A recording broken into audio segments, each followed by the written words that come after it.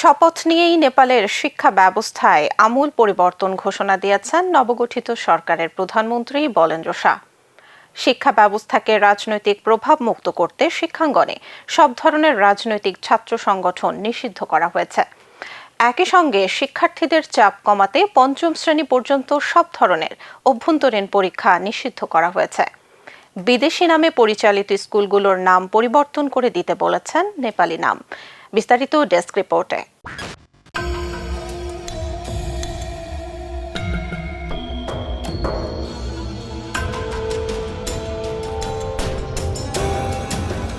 নেপালের নবনির্বাচিত সরকারের মন্ত্রিসভার প্রথম বৈঠকেই ১০০ দফার বিশাল সংস্কার কর্মসূচি নেওয়া হয়েছে, যার একটি বড় অংশ জুড়ে রয়েছে শিক্ষা খাত। খবর নেপাল নিউজের।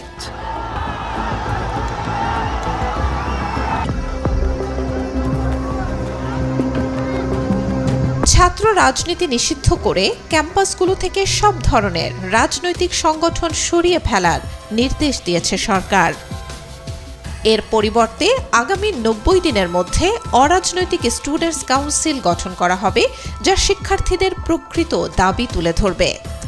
সরকারি কর্মচারী ও শিক্ষকদের কোনো রাজনৈতিক দলের সঙ্গে যুক্ত থাকা নিষিদ্ধ।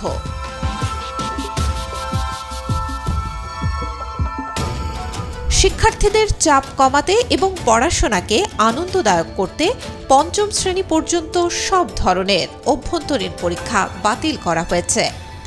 এর পরিবর্তে বিকল্প এবং মনস্তাত্ত্বিক মূল্যায়ন পদ্ধতির মাধ্যমে শিক্ষার্থীদের অগ্রগতি যাচাই করা হবে।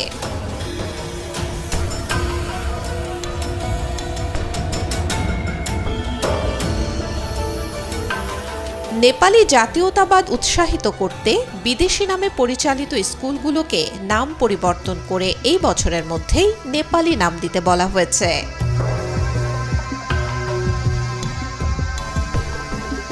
অন্তর্ভুক্তিমূলক শিক্ষা নিশ্চিত করতে স্নাতক পর্যায়ে ভর্তির জন্য নাগরিকত্ব সনদের প্রয়োজনীয়তা তুলে দেওয়া হয়েছে। এছাড়া শিক্ষকদের পেনশন এবং রেকর্ড ব্যবস্থাপনা পদ্ধতিকে আগামী অর্থবছর থেকে প্রাদেশিক শিক্ষা মন্ত্রণালয়ের অধীনে বিকেন্দ্রীকরণ করার পরিকল্পনা নেওয়া হয়েছে।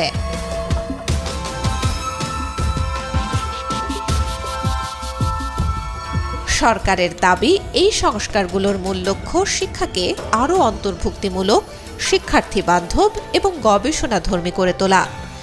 রাজনৈতিক হস্তক্ষেপ বন্ধের মাধ্যমে শিক্ষার্থীদের প্রকৃত কণ্ঠস্বর প্রতিফলিত করাই এই উদ্যোগের প্রধান উদ্দেশ্য।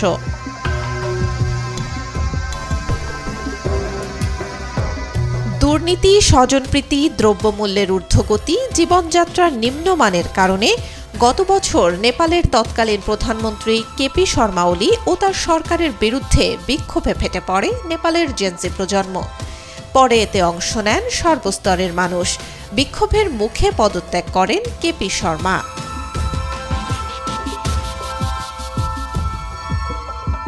নতুন সরকার দায়িত্ব নেয়ার পরই আন্দোলনে প্রাণঘাতী দমনপীড়ন চালানোয় জড়িত থাকার অভিযোগে সাবেক প্রধানমন্ত্রী কেপি শর্মা ওলি এবং সাবেক স্বরাষ্ট্রমন্ত্রী রমেশ লেখককে গ্রেপ্তার করা হয়। Desk report, B news 24।